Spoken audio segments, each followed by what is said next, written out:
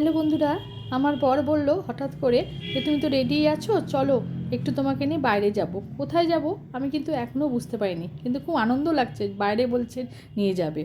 যাই হোক, আমি আমার বরের সঙ্গে বেরিয়ে পড়লাম, টোটোতে রয়েছি। দেখো আমার মুখটা খুব আনন্দে আছে, হাসিতেই আছি।